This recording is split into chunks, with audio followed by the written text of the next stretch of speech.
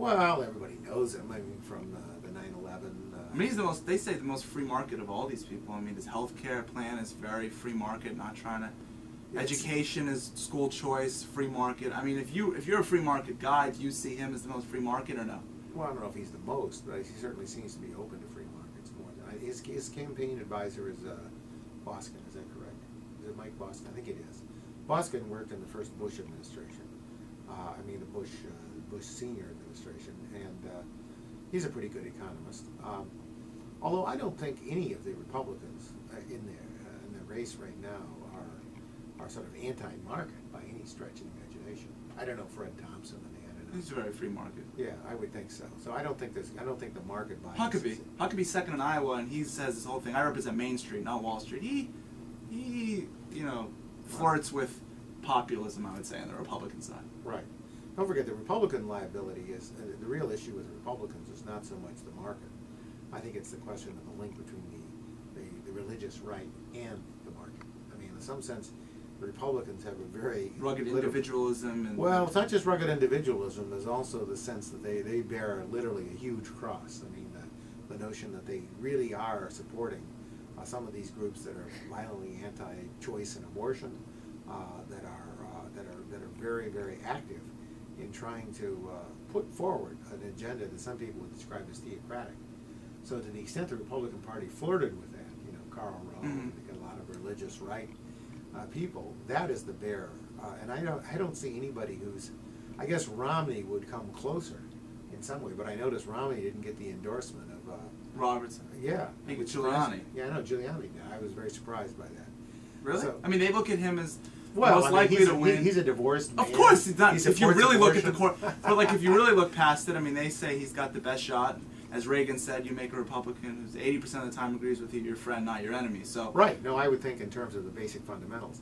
I think what's going to happen, though, in this coming election, without talking about a specific candidate, is that I think the religious right is definitely going to lose its influence, no matter what. That's what a lot of people are saying. Yeah, I mean, I just think that coalition has come undone now, and I think Bush maybe helped destroy it, but certainly I think from now on, and I think, a lot of conservatives really are unhappy with Bush.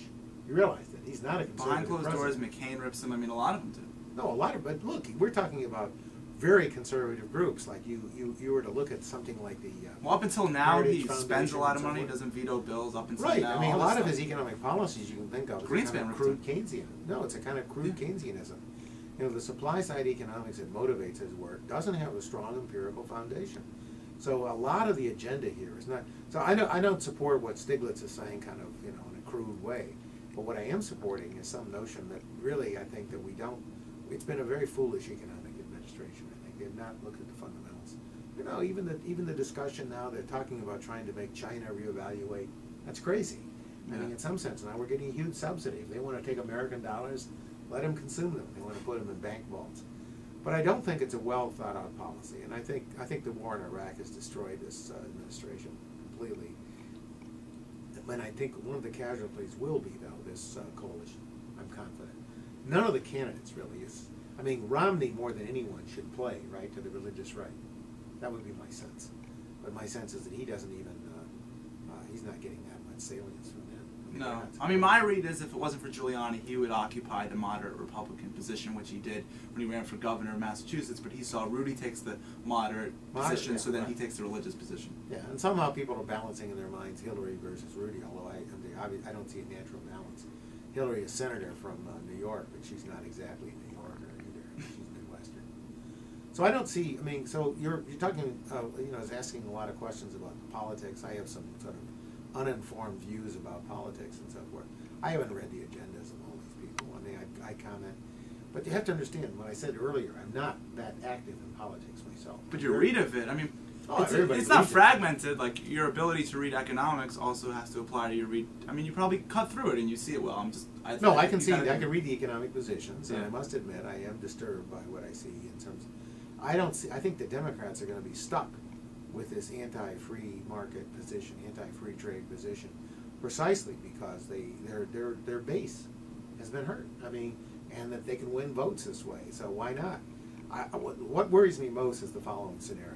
I don't know what Austin told you, but I know that the Democratic Congress, and they just the Democratic Congress, but also there's a sense too that they will start making promises which they can't keep. A promise that they can't keep is going to be the promise that somehow they're going to be able to open up, say, have free trade, but then retrain workers. So some people have been making that argument. Do you dislike it?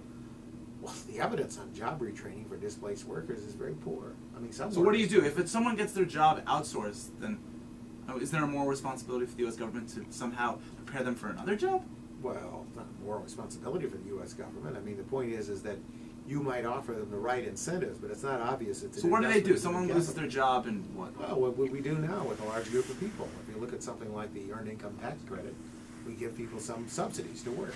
I mean, that might find a new job. Yeah, I mean, if you do but the shouldn't you cost-benefit, retrain them for that new job or no? Depends on how old they are and depends on how flexible they are. But there's enough jobs, you're going to say, if they gets outsourced, they should find.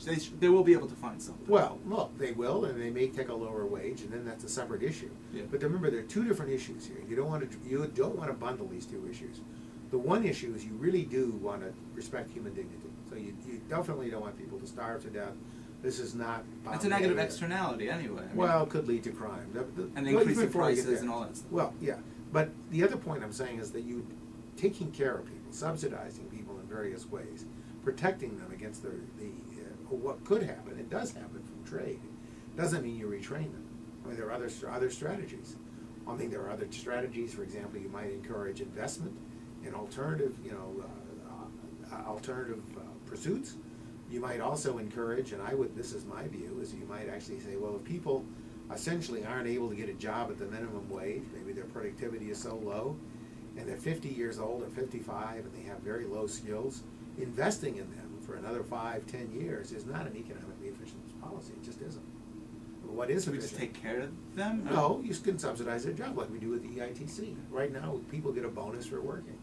So we can do that. So well, thank you so much. I mean, just on that issue you told me, I thought retraining workers was a good thing. No, but I think it's a huge you're issue. right. I'm just saying, I've written you teach a lot us on so that much, issue. and I really appreciate you Well, taking the time. you're too easily satisfied. I haven't touched a thing here.